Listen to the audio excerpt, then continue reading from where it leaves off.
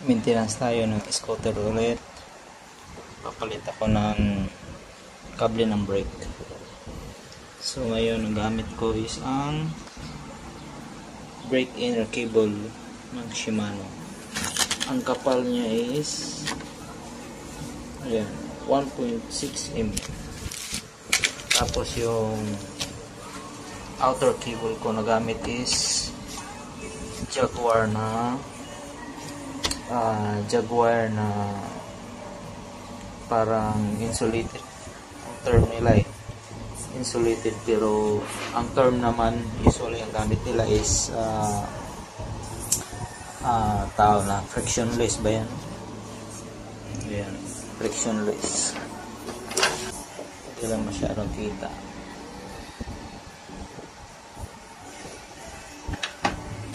So ang loob nito is meron siyang kakaibang, para siyang coated na hindi siya nagko-compress pag every time nag-brake ka. So hindi yung mga traditional na spring na naka-coil, and then pag once na nag-brake ka, yung mga offset is yung spring gaganon siya. So ang tendency noon, yung mga paliko, magiging matigas yung hatak ng inner cable.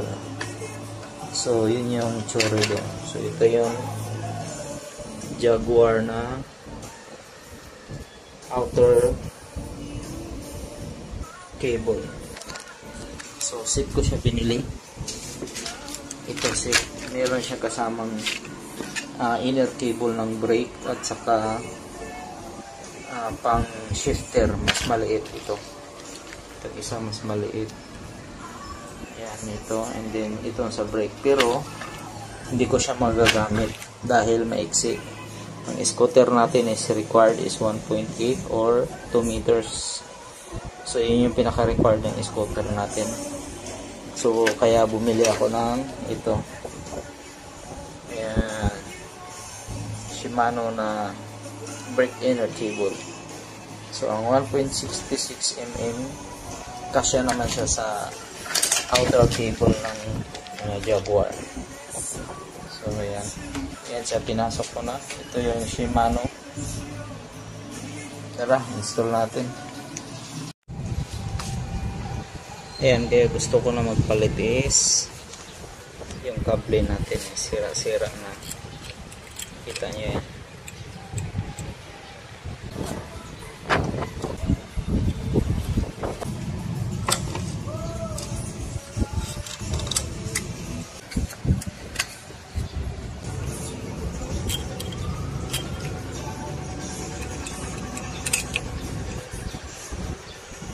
Sira na siya.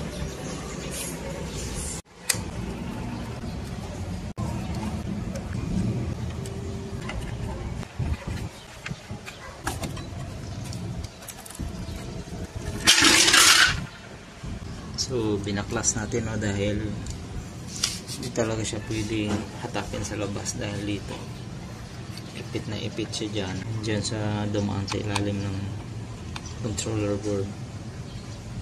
So baklasin natin to, then palitan natin ng kable.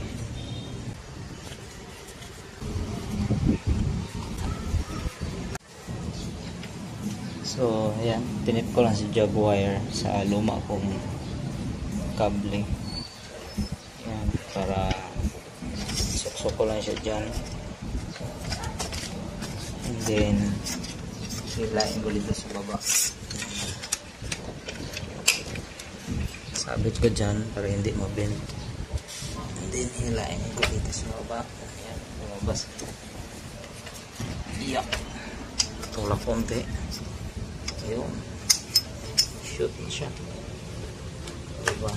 Medyo easy lang, tulak na lang. So yung tape natin guys na yun dugtong, hindi na siya pwede hilain natin. Tingin ko maliit lang yata ang butas dyan.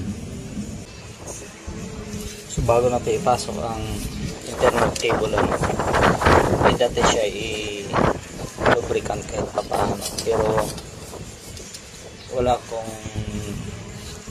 ibang lubricant maliban dito sa bike chain lube ko at saka yung WD-40. And I think WD-40 mas better siya kaysa ibang lubricant. Siguro pwede na siguro ito, di ba? What do you think? Kaysa wala, lubricant muna natin.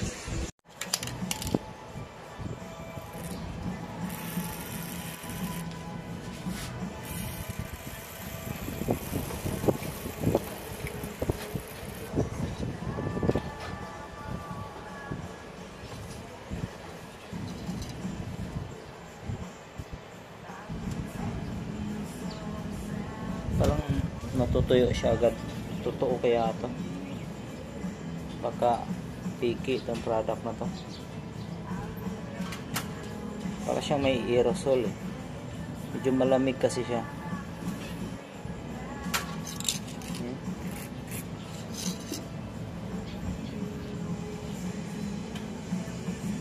Natutuyo siya agad. Piki yata to. Gamitan na lang natin ng ano, yung Singer oil. So linisin muna natin.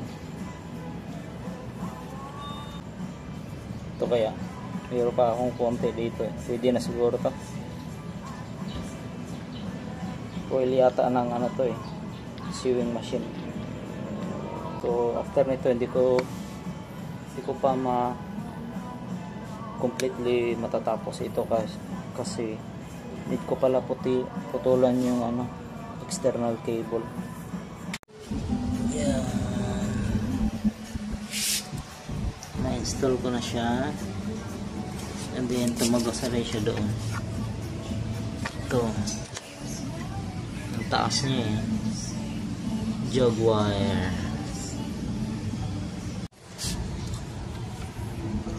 So ito yung pinagputulan ko ng jog wire. Tingnan nyo ang gitna, meron siyang parang plastic. Additional kasi pure spring rang ito, itong coil na yan. So yun yung kaibahan sa Jaguar, kaya mas malambot siya. So kaya tinatawag siya na compressionless, dahil kahit yung spring nagbe-bend sa labas at saka nagko-compress every time na nagbe-brake ka, ang sa loob hindi siya affected. Meron siyang insulation sa gitna. Hirapan ako magpapasok sa internal cable, no? Dahil siguro dito sa ano ko, yung sa pinagputulan dito banda sa paliko.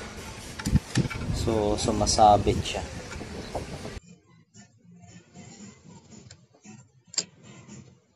Ayan, install ko na guys.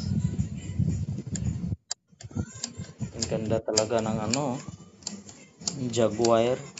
Iba talagang performance. Ang lambot.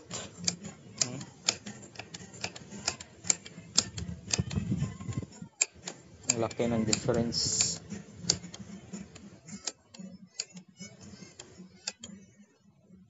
Ayan lang. Success.